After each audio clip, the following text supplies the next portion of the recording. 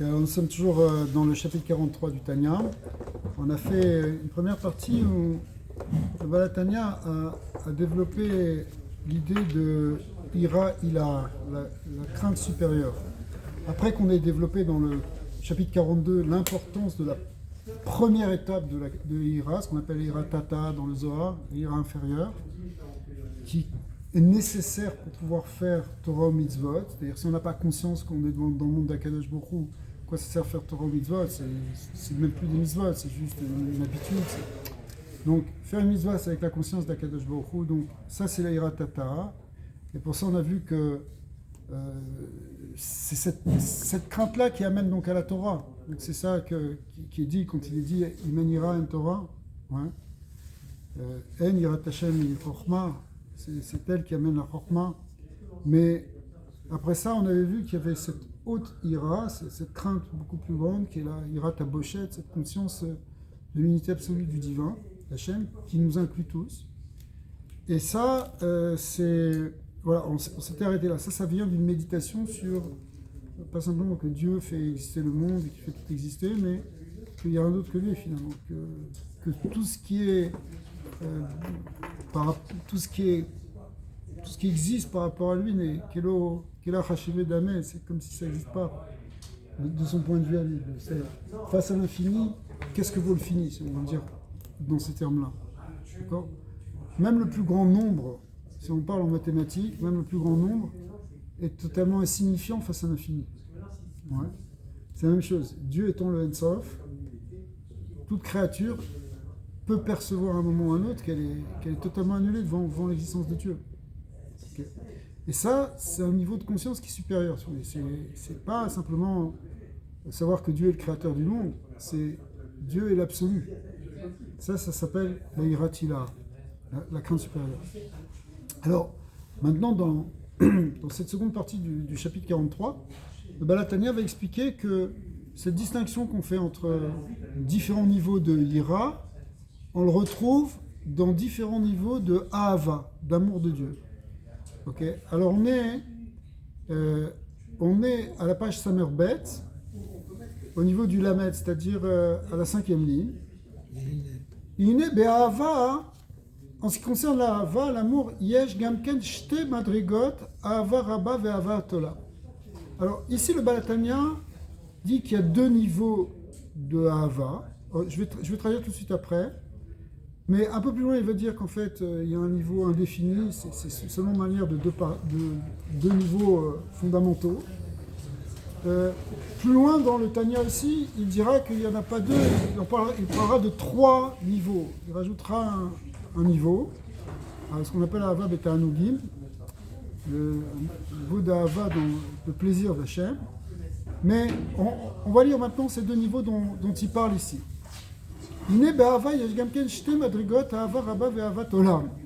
Ces deux niveaux de Hava s'appellent ce qu'on appelle le grand amour, Hava Rabba, et Avat Olam. Alors Avat Olam, c'est un terme qu'on peut traduire de deux manières. Soit c'est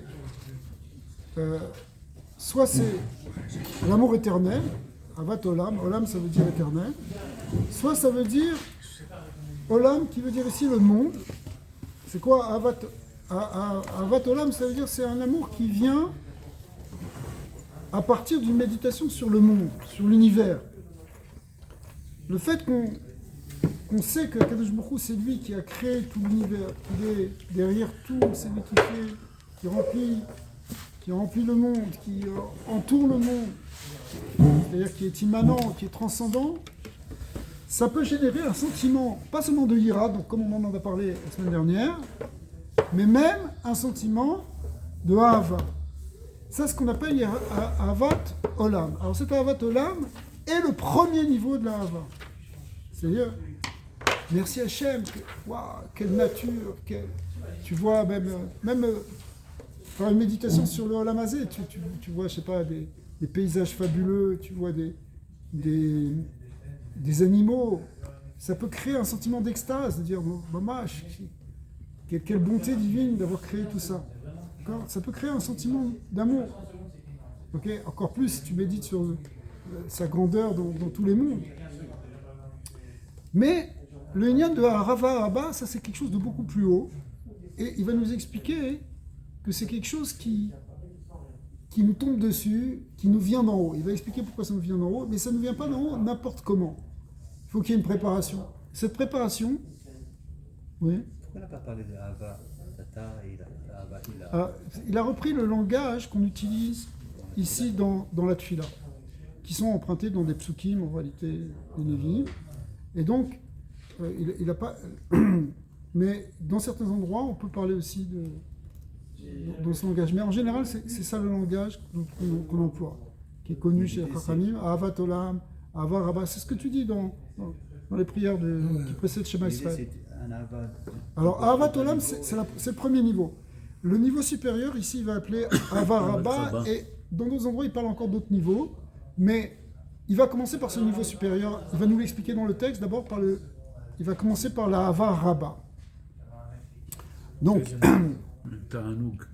ah ouais, alors, Ahavat Rabba, Yahava Beta'anugim. Ici, en fait, dans ce passage du Tanya, la Tanya ne fait pas de distinction entre ce qu'on appelle la Ahava, le grand amour, et l'amour de la délectation du plaisir divin. Bien que dans d'autres Mahamarim, et plus loin même d'ailleurs dans le Tanya, il fera cette différence. Pour l'instant, c'est la même chose. C'est-à-dire c'est un amour supérieur, c'est un amour un grand amour qu'on a avec Akadosh Baruch Hu, comme quelqu'un qui est amoureux fou d'Hachem. Ouais. Eh bien, Vei Shalevet Haolam Me'aleh. Donc il commence par le supérieur. Vei Shalevet Haolam Me'aleya. En fait, c'est une flamme d'amour qui s'élève par elle-même. L'image ici qui est donnée, c'est comme quelqu'un qui est embrasé par un sentiment. D'accord? Ou Ba Milmala. Mais ça vient d'en haut. En quelque sorte, ça te tombe dessus. Comme, on va prendre dans le langage un peu trivial du monde, on dit tomber amoureux. Ça tombe, c'est vraiment ça. C'est quelqu'un, tout d'un coup, il est pris d'une ahava pour Akadosh Baruch Hu. Le Bechinat Matana, c'est un don d'Hachem. C'est un don d'Hachem. Tu peux pas le générer par toi-même. Mais la seule chose que tu peux faire, c'est te préparer à ça. Et comment? Parce que ça tombe sur qui? L'ennemi chez où Shalem Beira, c'est quelqu'un qui a déjà une crainte complète, Kenoda. C'est-à-dire que si ta Yirat Shamaim, elle est complète, alors là, tout d'un coup, peut se déclencher des nouveaux sentiments pour Akadosh Baruch Hu. Donc on voit ça chez les tzadikim, on voit des gens qui sont une Ahavat Hashem incroyable, qui sont tout le temps qui font toutes les mitzvot, Be'ahava, mamash, pour servir Akadosh Baruch Hu comme un enfant qui aime ses parents. Okay? Kedona, Al-Ma'amar Chazal, comme c'est Ramim, ils ont dit, Darko Shel Ish, en fait c'est une marade dans Kiddushin, au début de Kiddushin, qui dit Darko Shel Ish, la Chazor, Achar Aisha. Alors quel rapport? La Gemara là-bas, elle discute en fait sur un problème de qui marie qui. Est-ce que c'est l'homme qui marie la femme, ou est-ce que c'est la femme qui marie l'homme? Et elle arrive à la conclusion que c'est Darko Shel Ish, la Chazor, Achar Aisha, c'est l'homme qui doit chercher la femme. Il y a une raison, c'est comme parce que la femme, elle vient de l'homme, elle est comme quelque chose qui a été perdu pour l'homme, et il faut qu'il la retrouve comme quelqu'un qui cherche quelque chose qu'il a perdu. Donc on voit que c'est l'homme qui va chercher la femme. Quel rapport ici? Le rapport, c'est l'idée de masculin et de féminin. Alors ici, l'amour, la hava, est considéré comme un processus masculin, alors que la ira est quelque chose de féminin, comme dans l'expression Isha Yirat Hashem. C'est quoi Isha Yirat Hashem? On a rattaché la ira, la crainte, à quelque chose de féminin, alors que la hava, c'est quelque chose, il va donner un autre passou qui va dire chez Hava Mikret Ish Vezachar Kimoshkatu Zachar Chazdo. Zachar Chazdo, ça veut dire, il s'est souvenu de son précède, mais Zachar, c'est aussi le masculin. Vous voyez le jeu de mots? C'est quelque chose qui est masculin, Chazdo, c'est le chesed. Or, la hava, c'est la même chose que le chesed. Comme on dit aussi, Ahavat chesed. D'accord? Le lien de Ahava et de chesed, c'est lié. Est-ce que vous me suivez? Vous êtes tous avec moi? Le chesed, c'est la bonté, c'est l'amour. Donc le mot Ahava, il va avec le chesed. Or, ici, c'est marqué dans le verset, Zachar chazdo. Donc on lit le masculin. Comment on dit masculin en hébreu? Zachar. Comment on dit amour? Chazdo. Donc on a lié le masculin avec l'amour. Et par contre, Ve'isha Yirat Hashem, la ira est liée avec un mot, avec Isha. La crainte, c'est quelque chose de féminin. Alors, puisque la Gemara dans Kiddushin, elle établit que le masculin cherche le féminin, eh bien, on voit aussi ici que lorsqu'on aura le féminin, c'est-à-dire la ira, eh bien, on sera recherché par la hava qui va venir nous chercher, qui va venir nous trouver. Vous voyez? Vous avez compris? Heureusement. L'homme peut atteindre ce niveau de, Oui, oui. de ira. On doit atteindre tous les niveaux, de hava, de ira, De mais si ira. on veut avoir la la hava ira. rabba, Il faut avoir Ira d'abord pour après avoir Avara. Voilà. Razak, si on a déjà, c'est ce qu'il a dit, si on est Shalem Beira, Akadosh Baruch Hu, on va devenir, en réalité, si vous voulez, pour l'expliquer ça, on voit ça dans des textes, pour devenir l'amant d'Hachem, une relation mamash d'Ahava très profonde avec Akadosh Baruch Hu. Akadosh Baruch Hu, il va attacher son amour à quelqu'un qui le respecte complètement, à quelqu'un qui a de la conscience de Dieu. Si quelqu'un il tourne le dos à Hachem, comment tu veux qu'il n'y a pas de relation d'Ahava? La base, on pourrait même dire aussi que la base de l'amour, c'est déjà le respect. Et on a expliqué que la ira de base, c'est déjà respecter, c'est avoir conscience. Quand tu as conscience, tu ne fais pas n'importe quoi. Quand tu sais qu'il y a quelqu'un.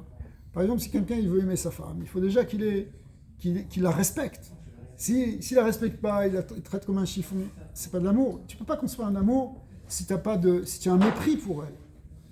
Or, le respect, c'est la ira. C'est quoi la ira? Je te respecte, j'ai peur de te blesser.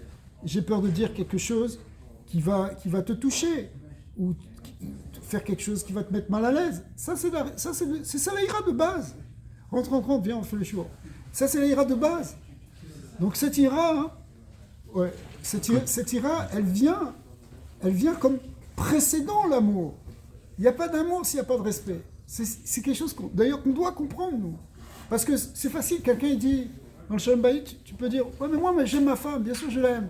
Bien sûr, tu veux lui demander son sentiment. Il a un sentiment que peut-être il l'aime, au fond, il aime. Oui, mais il ne la respecte pas. Ça veut dire, il se moque d'elle. Ça veut dire, il écrit dessus. Ça veut dire, il n'écoute pas. Mais je l'aime. Non, tu ne la respectes pas. Tu ne peux pas mettre de l'amour si tu ne respectes pas.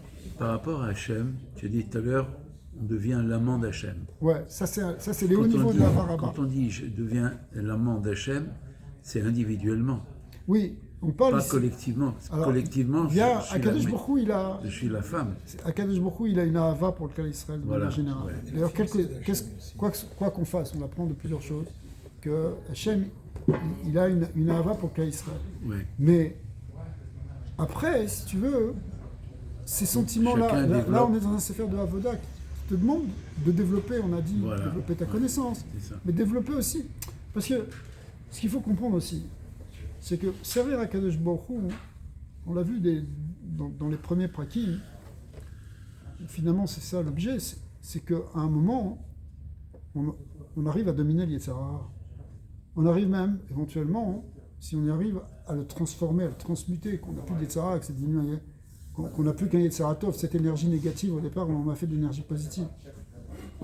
Mais pour ça, ça ne peut pas marcher si tu es encore bloqué dans des sentiments inférieurs. Par exemple, de peur des choses de ce monde ou de l'amour de choses inférieures. Il va nous en dire quelques mots là. C'est-à-dire que pour arriver à cette ahava, même à Ahavat Olam, il faut se détacher de la ahava des plaisirs de ce monde. Ça ne veut pas dire qu'on n'aura pas des plaisirs dans ce monde. Par exemple, il y a un yan de l'Itaneg al Hashem, le Ta'anouk Shabbat. Par exemple, Shabbat, tu peux manger des bonnes choses, mais tu les manges les Shem Shamayim. Donc tu peux avoir aussi des plaisirs, mais ton vrai plaisir, ça doit être Akadosh Baruch Hu. Ton vrai plaisir, ça doit être la Torah. Sinon, si tu n'as pas réussi à faire cette transformation, de te détacher à une certaine mesure de ton investissement dans les plaisirs de ce monde pour avoir ton plaisir dans quelque chose de spirituel, en fin de compte, tu n'arrives pas à dominer ton Yetzirah. Parce que ton Yetzirah, il va toujours t'attirer vers des choses qui sont inférieures. Il va toujours te laisser coincer dans un niveau matérialiste, matériel, de ce monde-ci. Okay. Ah ouais, alors quoi, toute ta journée, tu penses à ce que tu vas manger le soir, c'est quoi ton problème? Tu comprends? Mais en fin de compte, c'est Yetzirah qui nous tient. Et encore, bon, Hachem, donc il ne nous tient pas pour des avérotes.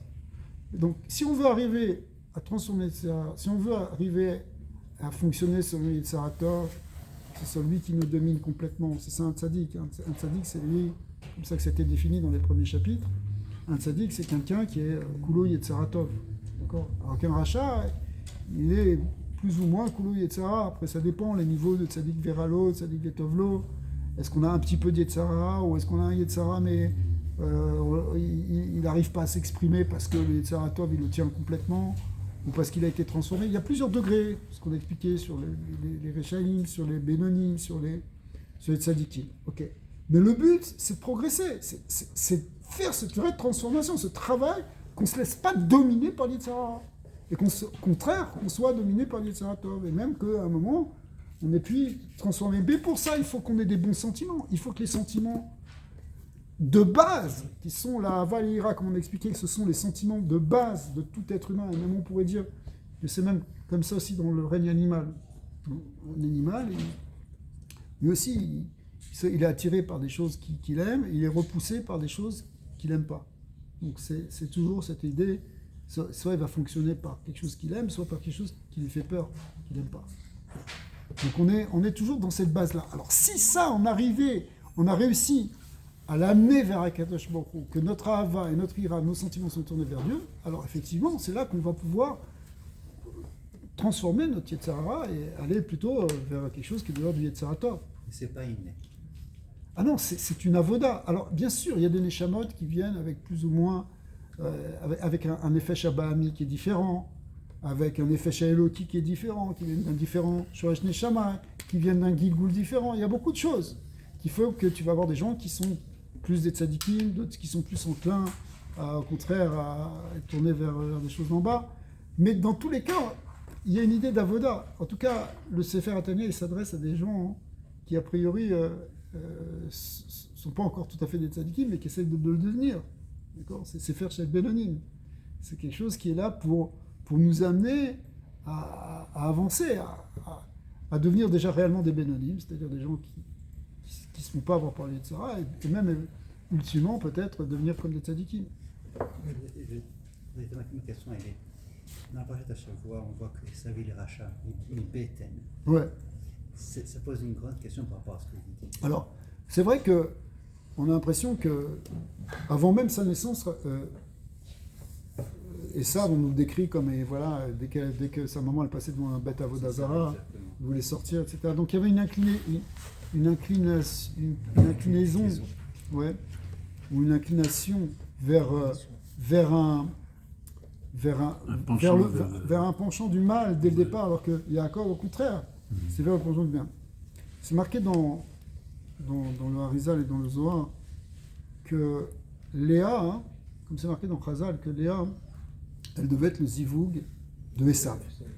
Si Esav s'était pas déchargé de la Bechora, s'il n'avait pas vendu à son frère, parce qu'il ne voulait pas la Bechora, il ne voulait pas la responsabilité spirituelle, il ne voulait pas la religion, on va dire comme ça, il ne voulait pas le joug de la Torah.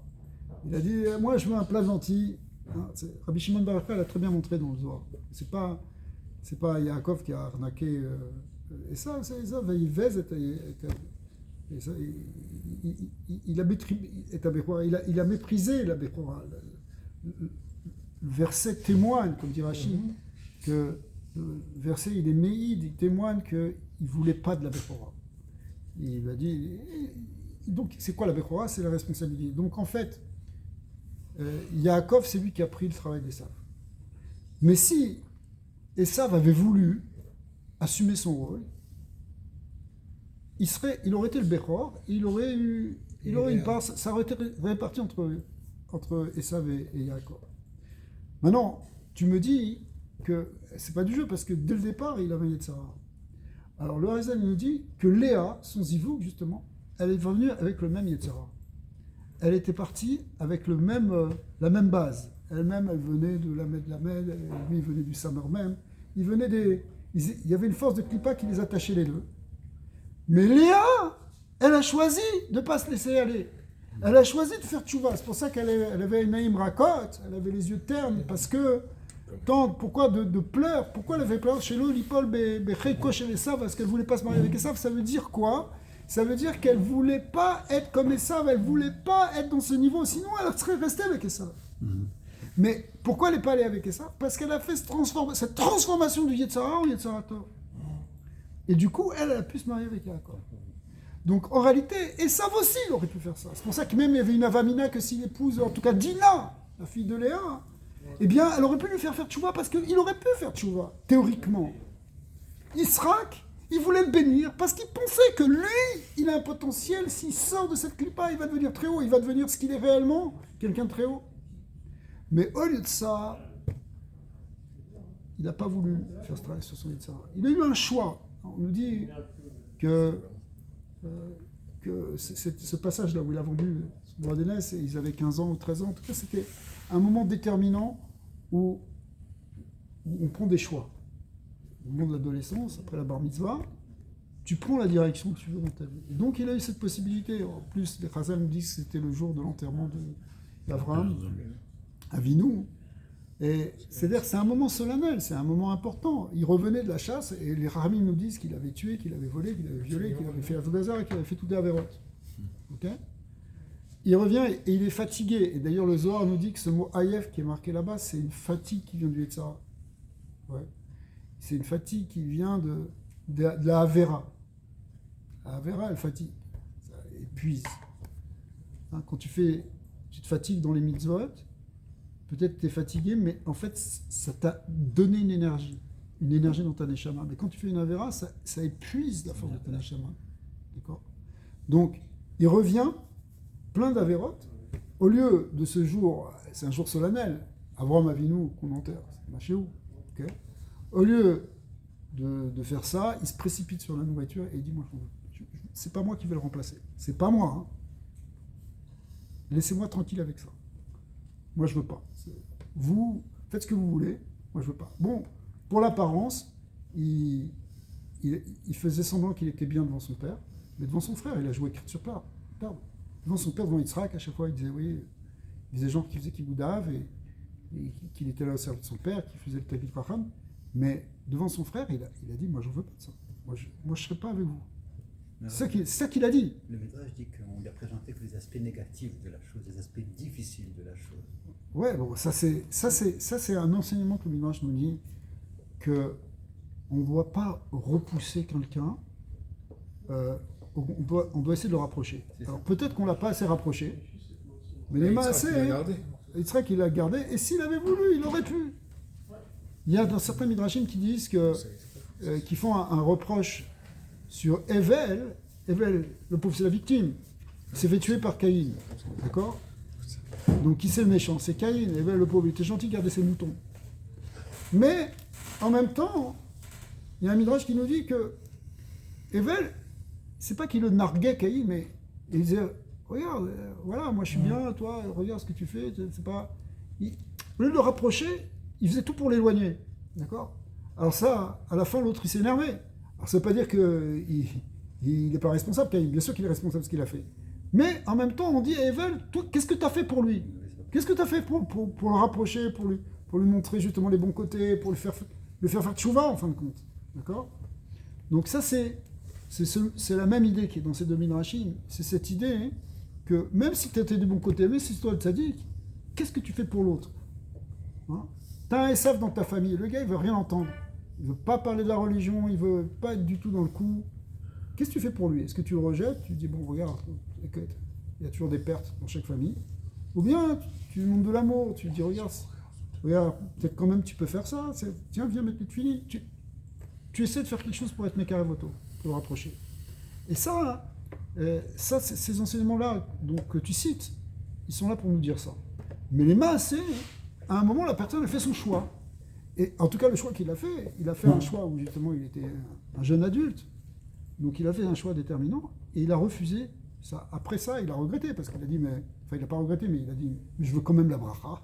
Donc ça, c'est la fin de la paracha où il vient pour être béni par son père. Et puis Rivka, elle dit, non, il y a un problème. S'il est béni, mais qu'il n'est pas responsable, c'est pas bon. Tu ne peux pas donner la bénédiction à quelqu'un qui va l'utiliser pour faire du mal. D'accord ? Ça, c'est bon. C'est clair, c'est intéressant. J'adore ce passage de la Torah parce qu'il est très parlant aussi sur les ta'anot des arguments que les Juifs ont contre les nations ont contre le peuple juif. Parce que Yaakov, il représente le Ham Israël ici, et Esav, il représente au contraire les nations, en particulier la doctrine chrétienne, de dire voilà, alors, on fait passer les Juifs comme des gens qui ont roublé, qui ont trompé le pauvre Esav, Misken, qui s'est fait avoir. C'est ça les Juifs, est-ce que c'est beau ça? Parce que tu peux pas lui donner à manger gratuitement. Exactement. C'est comme ça. Mais Rabbi Shimon Bar Yochai dans le Zohar, c'est normal. Un gars, ton frère, il a faim, donne-lui à manger. Si tu veux lui racheter un truc, dis-moi, tu profites de sa faiblesse. Mais en fait, pas du tout. Si on lit bien les versets comme c'est expliqué dans le Zohar, Rabbi Shimon Bar Yochai les explique dans le Zohar. Et la mère Intéressant ce passage. Elle est pas... Attends, justement, c'est intéressant dans ce passage du Zohar, c'est que c'est les Talmidim de Rabbi Shimon Bar Yochai qui viennent lui poser la question eux-mêmes, qui disent mais quand même, il n'a pas été trop dur, Yaakov, avec Esav. Quand même, il aurait pu. Et là, il s'énerve. Rabbi Shimon dit ok, apprenez à lire. Apprenez à lire, parce que si vous regardez bien les versets, vous allez voir qu'il n'en voulait pas. Qu'il est revenu exprès.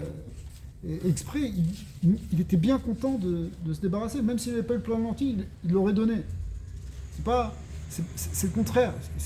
Et ça, il est médaillé avec ça dans les psukim, on voit clairement. Pour ça, il faut avoir effectivement la lecture juste, si on comprend les profondeurs d'une Lachon HaKodesh et comment c'est agencé, il nous donne la vraie lecture, pas celle d'une traduction qui a été biaisée.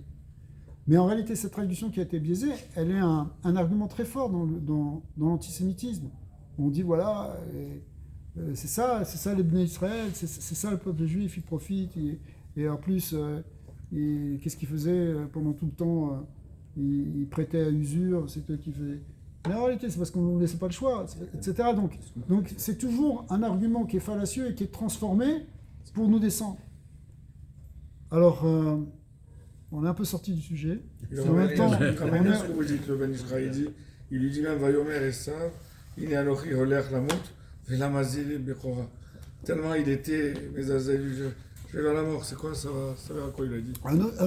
Holer lamut, ça veut dire je crois plus en rien. C'est le gars qui fait marcher le désespoir. De toute façon, c'est bidon, vos histoires de Olam Haba, tout ça. De toute façon, moi je vais crever. Laisse-moi tranquille, laisse-moi profiter de ce monde. On va tous crever. Il est fataliste. Non, il le dit même, il dit si. Il est menteur surtout. Il est menteur, oui. C'est un menteur. C'est un grand menteur. C'est le vrai Ramaï, le vrai truand, c'est pas Yaakov.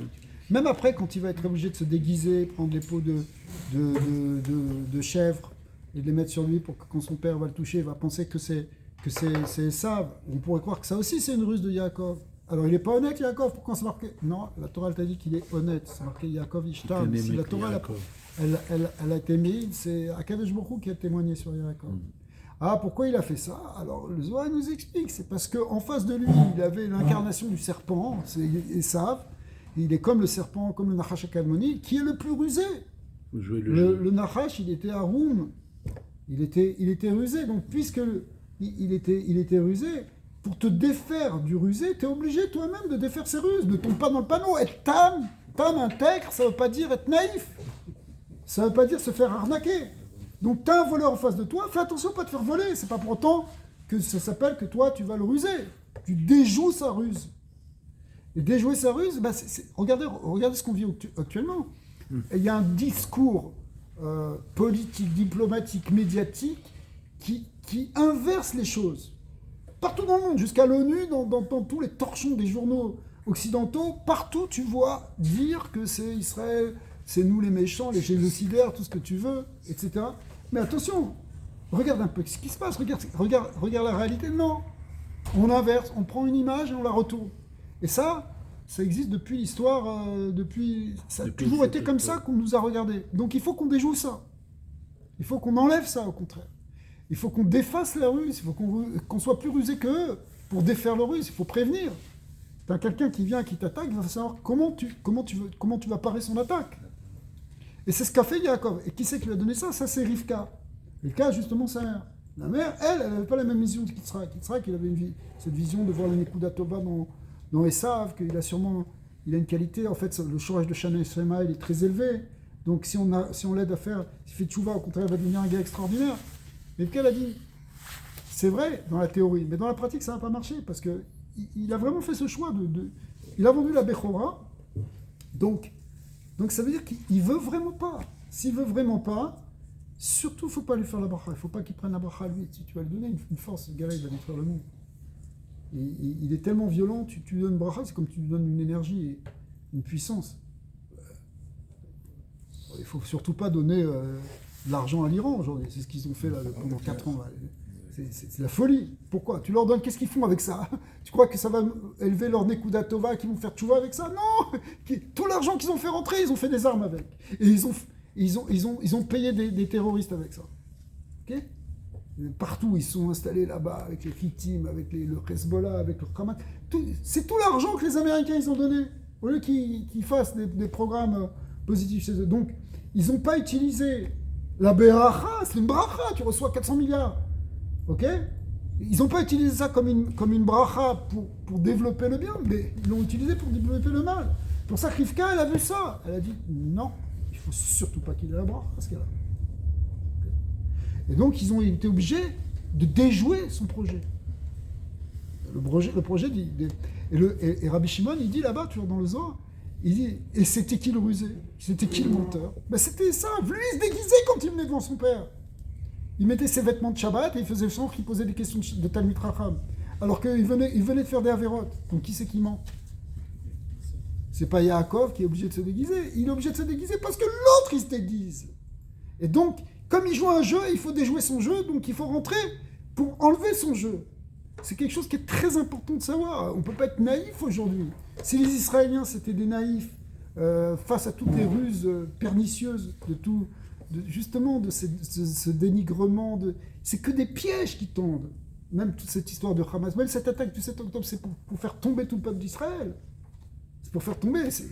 Partiellement, ils y arrivent. D'un certain côté, on pourrait se dire, bon, ils y arrivent parce que finalement, ok, peut-être ils sont pris un coup sur la tête, mais à la fin, voilà maintenant tout ce qui pèse sur notre tête en termes d'accusation. D'accord? Donc ils ont réussi à nous descendre, ils ont réussi. Mais en réalité, il faut déjouer, il faut démonter, il faut passer par l'autre côté pour éviter leurs attaques qui sont pernicieuses. Et ça, c'est une attaque qui existe depuis le Nachash HaKadmoni, le serpent primordial. Et ça, c'était lui-même, dit le Zohar, l'incarnation du serpent primordial. Quand on dit l'incarnation, ça veut dire il avait toute cette force et toute cette ruse du serpent. Le Zohar, il dit que quelque chose d'extraordinaire. Il dit que Yaakov, c'était un Gilgoul d'Adam. Rivka, sa mère, c'était un Gilgoul de Chava. Et Esav, c'était un Gilgoul du Nachash. Et donc le jeu qui se joue avec les trois, là, c'est le même jeu que ce qui s'est passé dans le Gan Eden. Qu'est-ce qu'il a fait le Nachash? Il a trompé Chava. Et Chava, elle a mal influencé son mari. Mais là, c'est la même chose. Rivka, elle va déjouer c'est la chose inversée. Rivka, qui fait le tikkun de Chava, elle ne va pas tomber dans le piège de Esav. Parce qu'Esav était en train de prendre un piège pour justement prendre toute la force pour lui, comme le Nachash qui voulait prendre toute la force dans le monde. Et à part ça, elle va bien influencer maintenant Yaakov pour le coacher, pour éviter de tomber dans le piège. Donc non seulement elle n'est pas tombée dans la Avera, mais elle a évité que Yaakov, qui est son fils, mais symboliquement dans le Gilgoul, c'est comme Adam, pour éviter qu'il tombe lui aussi dans... À réparer une sorte. Ouais. Donc c'est une réparation. Mais souvent, il y avait la question à savoir à chaque génération si il était teshuva ou pas, et ça. Et il y a une école de pensée qui dit que oui, c'est pour ça que quand Kushi Bendan il a décapité, la tête elle a roulé pour tomber. Il avait ce potentiel, il avait le Nitzutz. Ça, c'est ce Nitzutz-là. Qui c'est qui avait vu ce Nitzutz-là? C'est Yitzhak. Yitzhak, c'est marqué comme ça, hein, que Yitzhak, au moment de la Kedat Yitzhak, c'est là qu'il est devenu aveugle. Parce qu'il y a des malachim qui ont versé des larmes dans ses yeux. Ça veut dire quoi, il est devenu aveugle? Il est devenu aveugle à son monde, à Olam Hazé. Mais sa vision de Olam Haba, elle continuait. Il y a même un midrash qui dit, enfin c'est marqué aussi dans le Zohar, pardon, que en fait, comme on a deux âmes, on a une âme de Olam Hazé, une âme de Olam Haba. C'est ce que nous on comprend ici avec le Nefesh Eloki et le Nefesh Abani. D'accord? Au moment de mourir, les deux âmes elles sont remontées vers le ciel. Et quand lui il est mort symboliquement, parce qu'il c'est le bélier qui a été tué, mais lui-même il est mort à ce moment-là, son Neshama l'a quitté. Mais après ça, il n'y a eu que la Neshama de Olam Haba qui est redescendue. C'est-à-dire, c'est la même idée, c'est-à-dire qu'il ne voyait pas les choses selon la vision extérieure des choses, mais selon la vision profonde. Et dans la vision profonde, il voyait la Neshama, le Shoresh Neshama de Esav, qui vient d'un Olam très élevé, Olam Hatou, des niveaux supérieurs de Gdusha. Ouais. Il vient de la partie supérieure de Zah, etc. Il voyait des grands niveaux dans la Neshama de Esav. Sauf que Rivka, elle disait, c'est vrai ça, mais concrètement, même s'il peut faire teshuva, là il ne va pas faire teshuva pour l'instant. Là, elle ne le voit pas, elle le sentait autrement. Rivka, elle percevait Esav d'une autre manière. Elle l'avait senti dans son ventre. C'est vrai que c'est marqué dans le Midrash que quand il est sorti, il a arraché la matrice. Enfin, pour pas qu'elle ait d'autres enfants. C'est toujours un truc qu'on voit qu'ils veulent pas partager, comme Kenan aussi qui est venu, enfin Ham qui est venu sous le conseil de Kenan, qui a empêché son père d'avoir d'autres enfants. Okay. Pourquoi? Donc Yaakov est sorti en premier. Ouais, non, Il est sorti avec ça. Il avait le bras long comme ça. Alors, l'idée c'est que elle avait senti, elle ressentait de l'intérieur qui c'est vraiment Esav. Donc sa perception elle était complètement différente.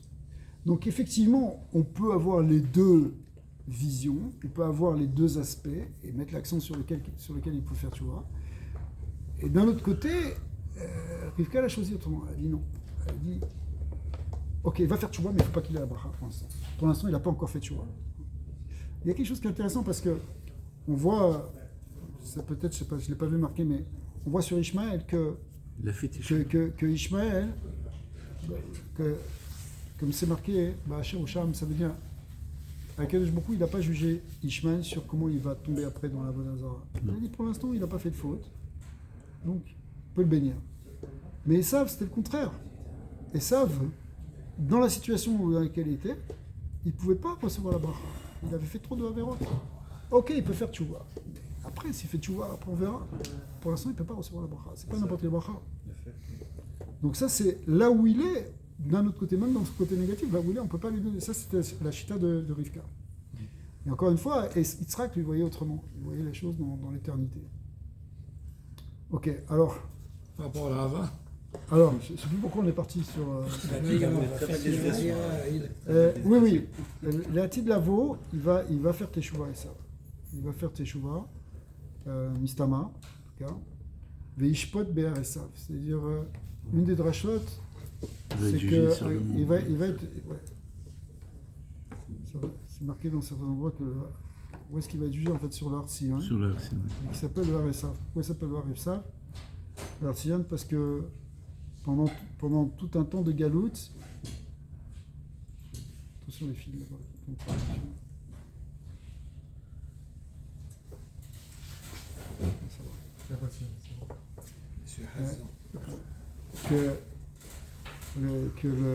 Pendant tout le galout, le Artsion, vous savez où c'est le Artsion aujourd'hui? On est sorti un peu du ligne, mais c'est pas grave, on se chauffe ce soir, c'est les caméras. Alors, c'est... Tout le monde en parle. Vous savez comment ça, Yerushalayim? Yerushalayim, vous savez où est le Kotel? Le Kotel, c'est le bas de ce qu'on appelle le Har Habayit. Au-dessus du Kotel, il y a l'esplanade du mont du Temple. Har Habayit en hébreu. Mais en réalité, si vous maintenant tournez le dos au Kotel, vous regardez de l'autre côté, il y a les escaliers qui montent. Ouais. Je parle en face du Kotel. De l'autre côté du Kotel, c'est une montagne. C'est quoi la montagne? C'est l'Artsion. Donc il y a le Artsion qui est comme ça. Après il y a le Har Habayit. Et en fait, même derrière le Har Habayit, après il y a une troisième petite montagne. C'est le Har Hazeitim, le mont des Oliviers. Ces trois, ils sont alignés. Le Artsion, alors il y a des choses très profondes dans la Kabbalah sur qu'est-ce que c'est Artsion, Hazeitim, Har Habayit. Mais l'Artsion, c'est là où il y a le tombeau de David Ameller. Mais c'est là-bas aussi où toute la clipa de Esav, elle s'est incrustée là-bas. C'est pour ça que le tombeau de David Ameller, il est juste à côté d'une grande Touma. C'est là où il y a la tour. Ouais. Tout ça, c'est parce que Esav, il est Yonek, il prend sa force là-bas chez David Ameller.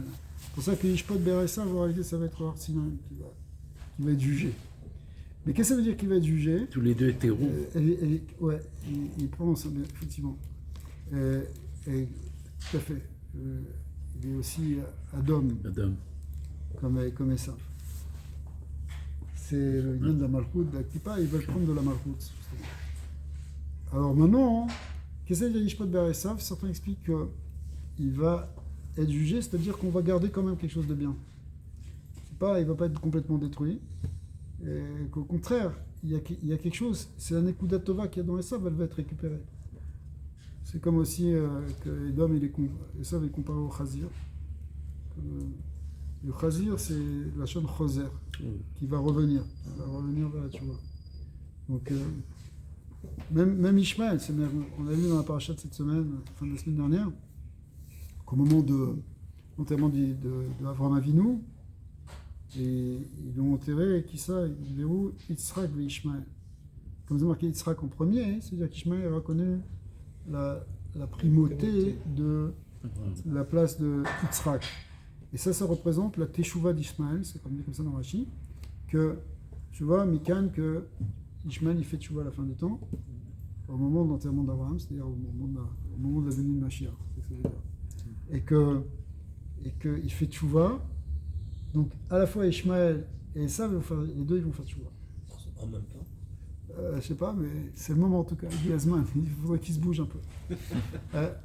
D'un certain côté, Esav, il a déjà fait en partie Teshuvah.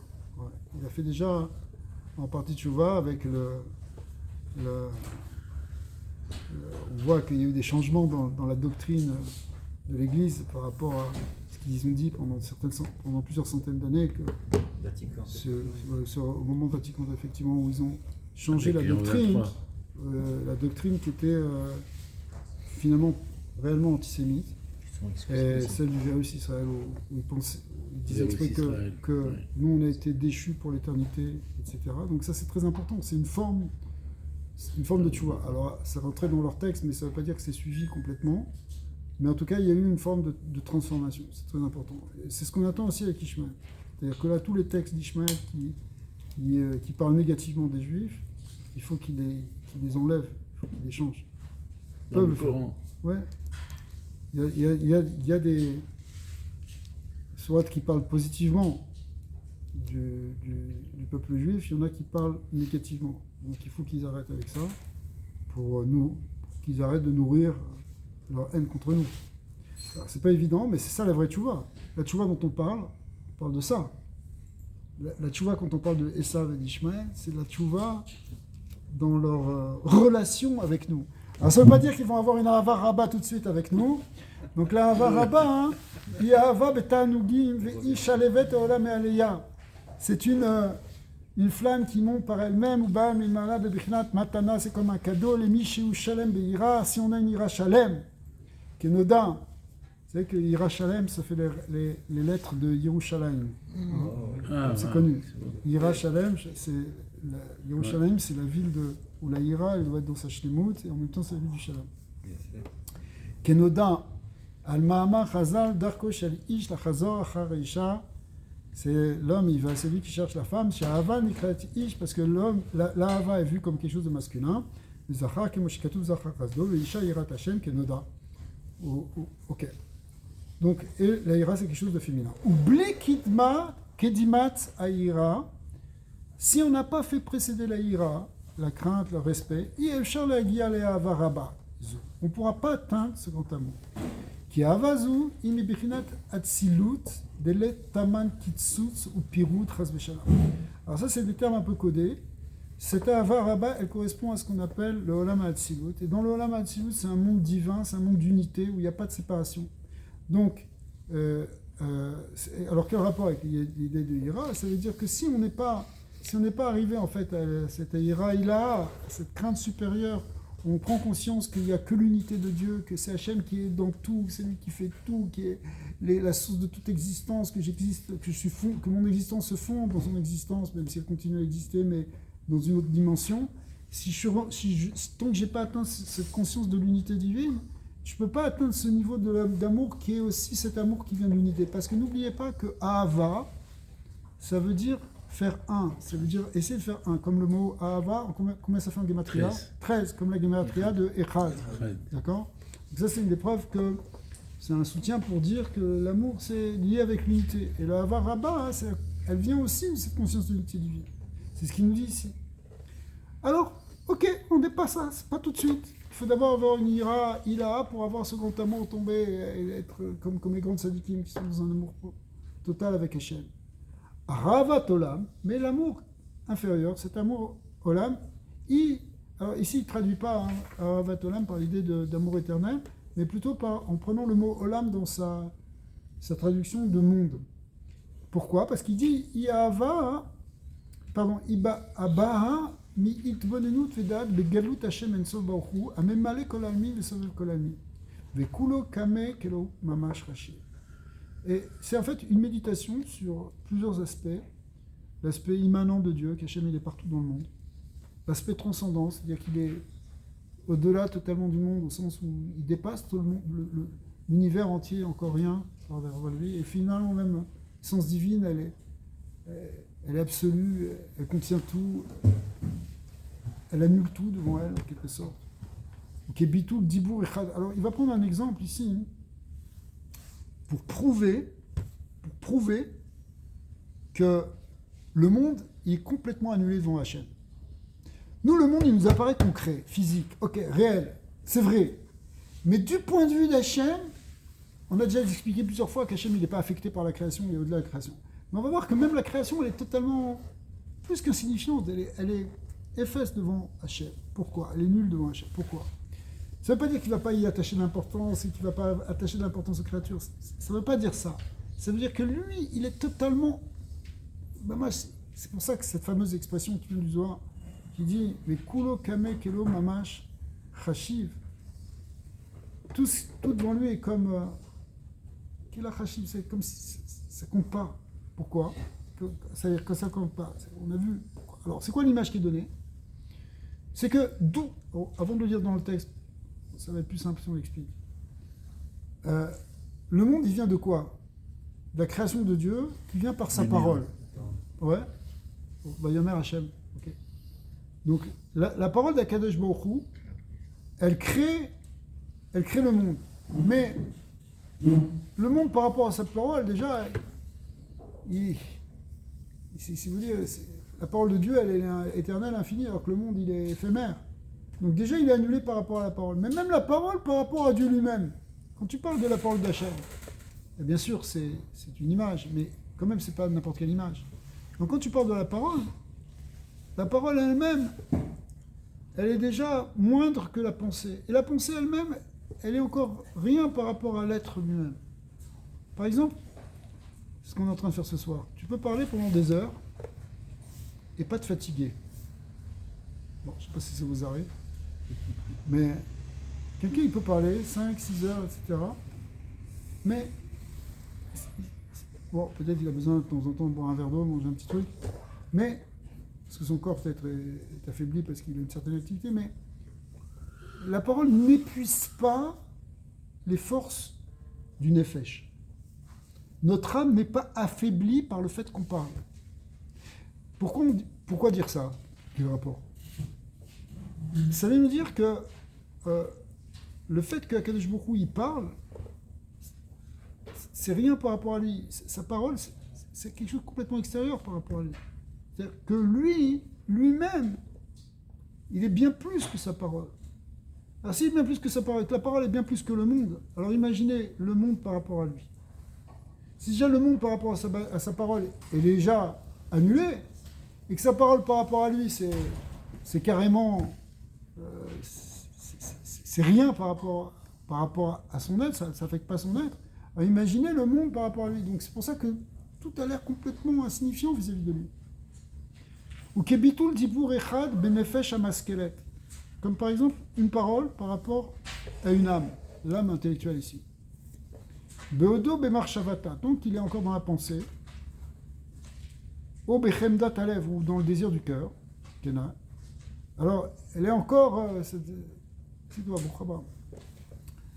Asher al-yedeh, itbonenu zu, memale, mimela, titpachet midat ha'ava shebenefesh milvushea, ve'aynu shelo titlabesh beshum davar hanav et ha'anug gashmi ou ruchani. les Avat Oto, Velo les Klal Shum Davar.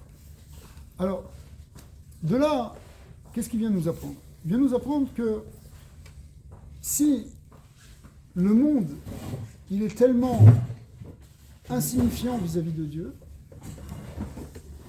si tu médites sur ça, si tu prends conscience de ça, qu'Hachem remplit tout le monde, qu'il est au-delà du monde, que le monde est totalement insignifiant vis-à-vis de lui, si tu mets sur la balance l'amour d'Hachem et l'amour des choses de ce monde, théoriquement, si tu es intelligent, l'amour des choses de ce monde, elle ne va pas tenir. Bon, c'est vrai qu'on est pris par l'Yetzara, mais si on médite bien, si on comprend bien, on va arrêter de... C'est pas... Ok, t'aimes le foot, ok, t'aimes les joueurs de foot, tu regardes les matchs de hockey. Mais quel rapport entre ça et Dieu? Dieu, il n'y a que lui qui existe, le hockey. C'est un truc, d'ailleurs, qui se souvient du match de hockey d'il y a 20 ans? Ça passe, c'est rien. C'est l'image même de quelque chose, justement, d'insignifiant et d'éphémère et d'évanescent. Donc, l'univers lui-même est évanescent par rapport à Kadosh Baruch Hu. Il n'a pas de kiyum réel. Il n'y a pas d'existence réelle. Alors, pourquoi tu veux investir ton amour dans les choses de ce monde, alors que tu comprends qu'il y a un être qui est éternel, qui est une lumière absolue, qui est, elle, pleine de Hava et pleine de Ta'anugim. Et donc, tu vas développer cette Hava, qui sera donc ce qu'on appelle une Ahavat Olam. Pourquoi une Ahavat Olam? Parce qu'elle vient par une réflexion sur qu'est-ce que c'est que le monde dans son essence. Si je réfléchis réellement sur l'essence du monde et que je comprends que c'est juste quelque chose qui est sorti de la parole d'Hachem, c'est comme une bulle de savon. Ouais. Imagine une bulle de savon, on va prendre une autre image. Elle n'est pas marquée dans le Tania, mais elle va bien là. Une bulle de savon, qu'est-ce que tu vas t'attacher à une bulle de savon? Elle va passer, c'est rien. Puis quand elle explose, il n'y a plus rien.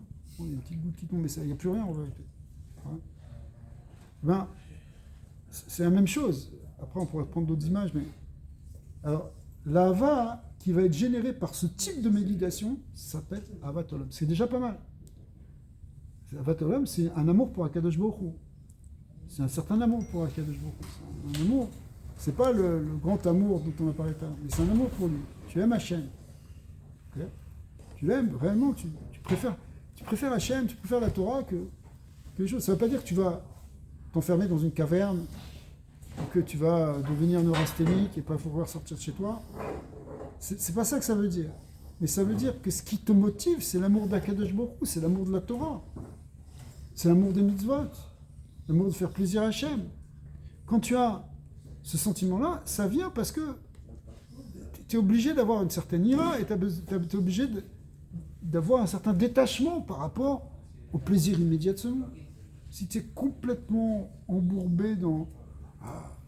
tu vois que ça, quel kiff tu vas te faire pour ci, quel kiff tu vas faire pour ça, c'est très difficile d'aimer Hachem. Donc l'amour d'Hachem, il vient parce que tu as pris conscience aussi du monde dans lequel tu es. Attention, il ne faut pas que ça amène à la tristesse. On a développé 10 chapitres sur la simcha avant. Et au contraire, on trouve la vraie simcha. Et ça ne veut pas dire encore une fois, qu'on va être coupé du monde. Mais on va avoir un certain détachement intérieur. On va s'attacher aux choses importantes, essentielles. Et les choses essentielles, c'est Hachem. On va voir comment ça peut se trouver dans la Torah, dans les mitzvot. C'est une manière de s'attacher à lui. Mais c'est ça qui est essentiel. Ok, on va arrêter là, les attachés. Zach Obaro. Quel livre c'est comme ça qu'on